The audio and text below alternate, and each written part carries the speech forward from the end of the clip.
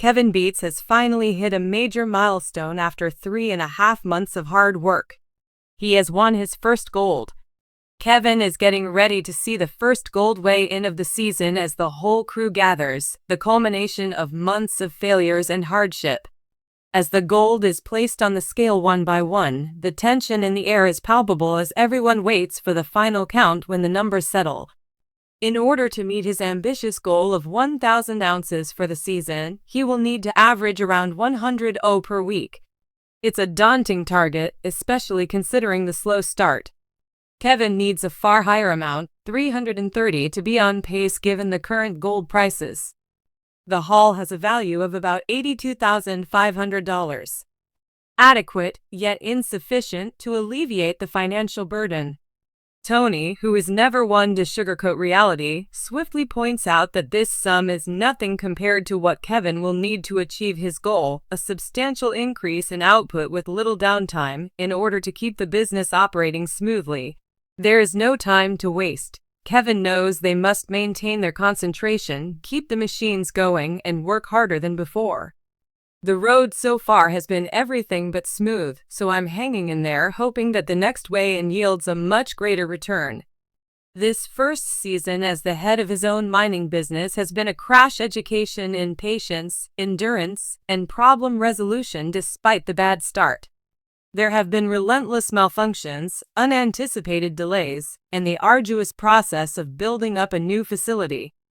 Kevin is now able to declare that the Beets crew is sowing, which is a relief, but it came much later than he had intended. The season seemed like it would never get off the ground due to the numerous difficulties that had delayed everything. Building a new mine is never simple, and Kevin ran into his fair share of teething problems. However, being from a mining family himself, he understands that these setbacks are par for the course when it comes to overseeing the operation. In the end, Tony beats Kevin's dad, a famous figure in the gold mining sector, who admits that his son has had a tough first year of mining. From personal experience, he understands that there will be growing pains in every venture. Nevertheless, he does mention that Kevin and his team are lucky to have an experienced workforce behind them. Underneath the playful banter, there is a serious reality that Tony has no say in the issue since they are still his children. Kevin, who is never one to shy away from a joke, answers with a smile, pointing out that Tony doesn't really have a choice.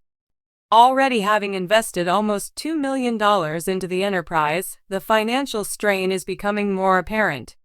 Over the last few months, Kevin has watched as costs have accumulated with little after Tony departs. Kevin pauses to consider the outcomes. He is aware that they could have done better, and the desire for more persists. Time is of the essence, and the future is unclear, but revenue is coming in. At one point, the bill appeared endless, and he wondered where the money would come from if they didn't begin producing gold soon. His co-worker, will they be able to reach 1,000 ounces before the conclusion of the season? Faith asks the question that everyone is thinking. Kevin is hesitant because, to be honest, he has no idea what the difficulties have been. In spite of his doggedness and the fact that he knows that every drop counts, he continues to press on, certain that the season is far from over. Can Kevin and his crew overcome their obstacles, or will the setbacks be too much for the young miners? Kevin Beets, Tony's oldest son and newly designated mine boss, is finally claiming the property he leased from his parents, marking a huge milestone in his mining career. Only time will tell how this first independent season pans out. Kevin is headed into independence with lofty expectations and the ambitious goal of collecting 1,000 ounces of gold before the season ends. However, he must first achieve his first major checkpoint this week, 100, before he can consider his long-term success. The path leading up to this moment has been anything but smooth sailing. As the operation gets underway, Kevin is finally starting to relax. He has worked tirelessly through stress and high-stakes situations to establish a partnership with Tony, and now with nearly $2 million invested in Tony's royalties hanging over their heads, every ounce of gold that is extracted will be a direct testament to their success. He's hell-bent on making his claim with the laundry a success, even if he's under a ton of financial strain. As the sound of the soil streaming through the system reaches the site, Kevin and Faith can finally hear the sound of plant roaring, which is a sign that their business is up and running. It's a moment of pleasure. The team is united in their sense of success, but with winter on the horizon, there isn't much time to revel. That efficiency is crucial to accomplishing their targets as the paid dirt is slowly processing, and that every hour of activity counts. Kevin and his team are working around the clock to make sure the operator doesn't have any problems. Careful canning by hunter-gatherer Kevin sustains his $700,000 wash in his company. The plant must retain a constant flow of 150 yards per hour in order to make the operation viable. The new recruits are starting to get a feel for things. While John's whole skill set is a mystery, Caden, who has a history in mechanics, easily adjusts to the hectic atmosphere. Efforts to accomplish his goals as Cadence works to remove the plant's tailings, Kevin keeps a tight eye on her and gives her pointers on how to do so properly without wasting time. While precision is vital, he stresses that practicality and saving time at gasoline are more important. Jan, who has a landscaping background, takes on the task of hauling tailings to the waste site. He views this job as a chance to break free from the monotony of a 9-to-5 routine and is determined to make the most of it.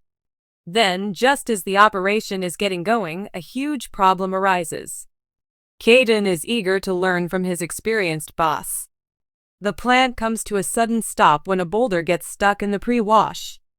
It's quite evident that this issue is urgent and we need a solution fast.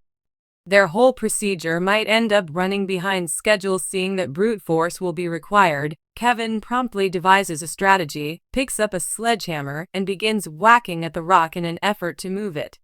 However, no matter how many swings he makes, the boulder clings obstinately and even minor vibrations cause it to stay put. After many tries to rip through the metal, the rock remains stuck, so Kevin takes a moment to think of other options.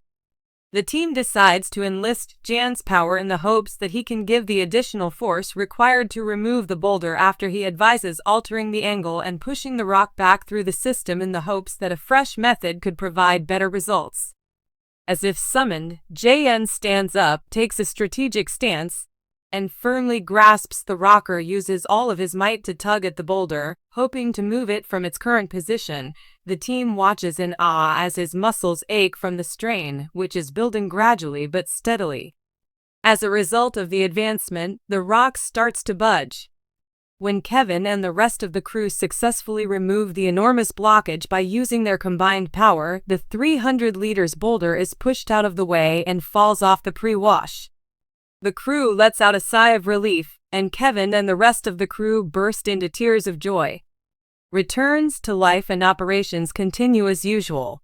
Nonetheless, this episode highlights the volatility of gold mining even after the pre-wash has been completed. With a long road ahead of them and every second counting, Kevin and his team don't waste any time going back to work. They have overcome so many hurdles, but they are determined to meet their 100-ounce target for the week.